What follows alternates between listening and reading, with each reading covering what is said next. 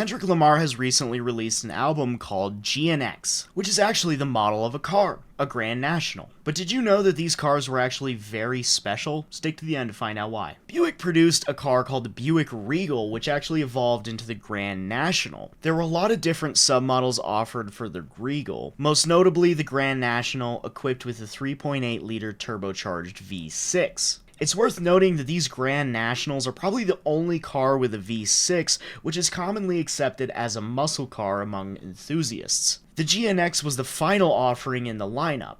It featured the turbocharged 3.8, however this time they significantly improved the performance by increasing the horsepower with an upgraded intercooler, an upgraded turbocharger, better flowing heads, and some other things.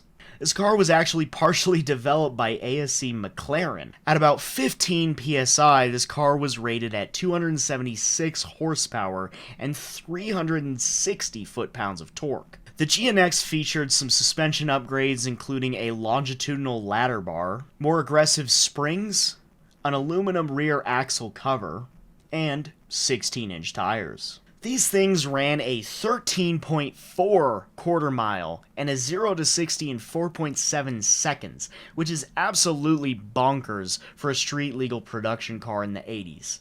These cars were considerably faster than their muscle car competition, and they were even competitive with a Porsche 911 Turbo 0 to 60 times. The craziest part about this car is how rare it actually is.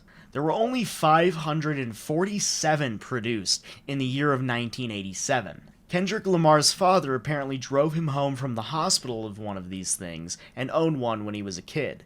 So like many other car enthusiasts dream of doing, he bought the car that his dad had when he was young.